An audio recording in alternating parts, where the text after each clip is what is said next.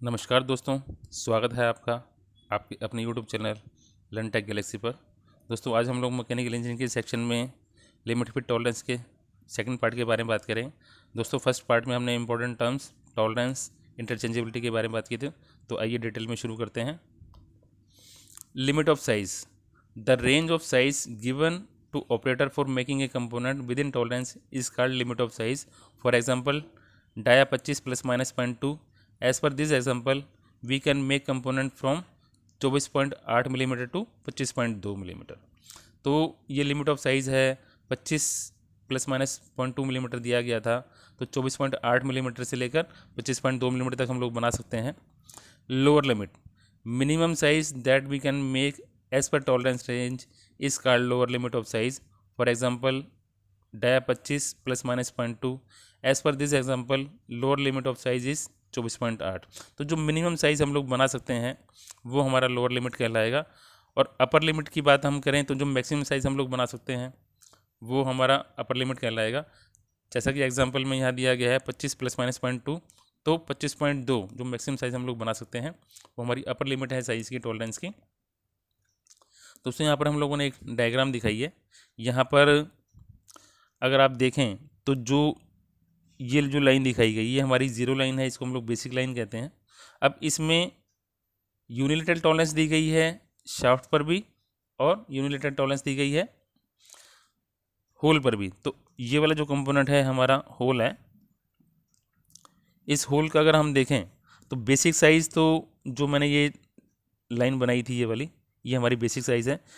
इसमें plus lower deviation plus upper deviation, तो basic size में plus lower deviation plus upper deviation दिया गया है।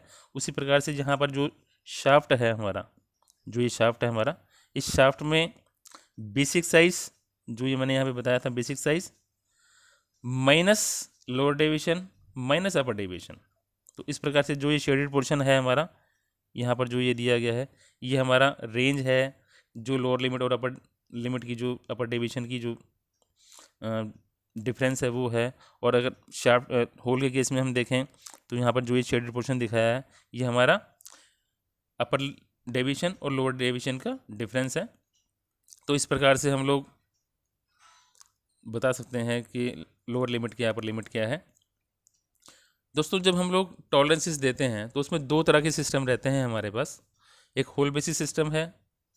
दोस्तों, होल बेसिस सिस्टम में होल हम लोग बना लेते हैं, उसको फिक्स कर देते हैं उसकी डायमेंशन, और जो टॉलरेंसेस जितनी भी बाकी दी जाती हैं वो सारी शाफ्ट पे दी जाती हैं। यानी कि होल को फिक्स कर दिया और जो बाकी टॉलरेंस है वो हम लोग शाफ्ट पर देंगे ताकि डिजायर्ड फिट हमारे को मिल सके। और जो शाफ्ट बेसिस सिस्टम है, जैसा कि यहाँ पर है शाफ्ट बेसिस सिस्टम में, इसमें शाफ्ट को फिक्स कर देते हैं और जो बाकी टॉलरेंसेस हैं वो सारी होल पे दी जाएंगी ताकि डिजायर्ड फिट हम लोगों को मिल सके। तो दो तरह के सिस्टम है, होल बेसिस सिस्टम और shaft basis system. Hole basis system में होल फिक्स हो जाएगा और शाफ्ट बेसिस सिस्टम में शाफ्ट फिक्स हो जाएगी। दोस्तों, अब इम्पोर्टेंट टॉपिक आ गया हमारा क्लियरेंस फिट, इंटरफेरेंस फिट और ट्रांजिशन फिट। तो ये टाइप्स हैं हमारे फिट के। तो क्लियरेंस फिट एक रहता है, इंटरफियरेंस फिट रहता है और ट्रांजिशन फिट रहता है। तो ये डिटेल में बात करते हैं। Clearance fit, when there is a gap और space between mating male part and female part, तो this type of fitting is called positive allowance. तो यहाँ पे पॉजिटिव अलाउंस रहता है, तो इस तरह की फिटिंग को हम लोग क्लियरेंस फिट कहते हैं। दोस्तों, यहाँ पर एक ड्राइंग दिखाई गई है। यहाँ पर जो होल है उसका साइज़ बड़ा है और शाफ्ट का साइज़ छोटा है। तो जब ये मेटिंग करेंगे, जब फिटिंग होगी इनकी, तो दोनों के बीच में एयर गैप रहेगा, तो इसको क्लियरेंस फिट कहेंगे। दोस्तों, क्लियरेंस फिट जो है हमारी तीन तरह की रहती हैं, रनिंग फिट। और रनिंग फिट में हमारे पास तीन टाइप्स हैं, close running fit, normal running fit और स्लैग रनिंग फिट। और एक और टाइप है हमारे पास slide fit, when male parts can easily slide inside the female part, then it is called slide fit, like reciprocating motion of ram of shaper of in guideways। तो जो shaper machine में जो उसका RAM slide करता है वो हमारा slide fit कहलाता है। और रनिंग फिट में जो रोटरी कंपोनेंट्स हैं शाफ्ट के होल के अंदर, जो शाफ्ट्स हैं वो ईजिली रोटेट कर सकती हैं, तो वो हमारा रनिंग फिट कहलाएगा। और स्लाइड फिट में स्लाइडिंग पार्ट्स की बात करेंगे हम लोग। इंटरफेरेंस फिट, दोस्तों जहाँ पर मेल पार्ट का साइज़ बड़ा रहे और होल फीमेल पार्ट का साइज़ छोटा रहे, तो वहाँ पर इंटरफेरेंस रहेगा, दोनों के बीच में ओवरलैप रहेगा साइज़ का, तो इसको हम लोग इंटरफेरेंस फिट कहते हैं। इस प्रकार की फिटिंग हम इजीली हाथ से नहीं कर पाते, इसके लिए हमें फोर्स लगानी पड़ेगी फिटिंग करने के लिए, तो इसको हम लोग इंटरफेरेंस कहते हैं। कि जब होल का साइज़ छोटा और शाफ्ट का साइज़ बड़ा हो तो इस प्रकार की फिटिंग को इंटरफेरेंस फिट कहेंगे।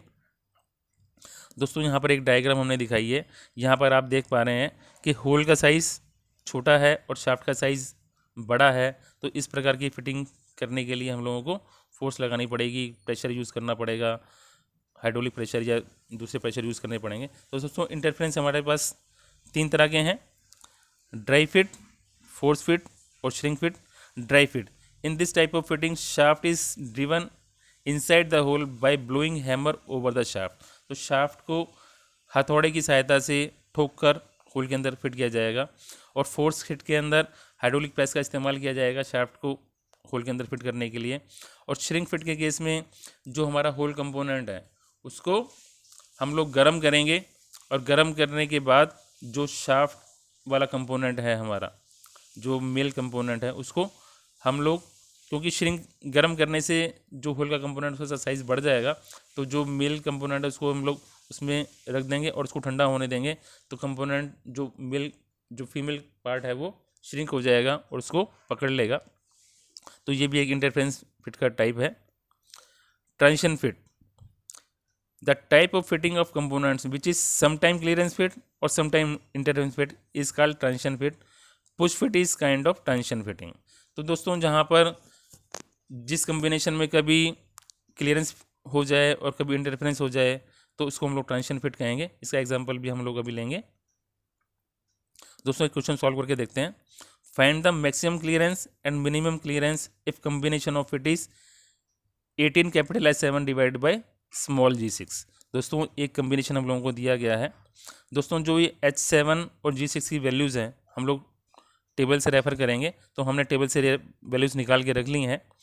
तो हम लोग ये कह सकते हैं कि कैपिटल H7 जो है वो हमारा होल को रिप्रेजेंट कर रहा है और G6 है वो शाफ्ट को रिप्रेजेंट कर रहा है। तो टेबल से निकालने के बाद में जो 18H7 है उसका मिनिमम लिमिट जो है 18 मिलीमीटर आती है और मैक्सिमम लिमिट 18.01 मिलीमीटर आती है।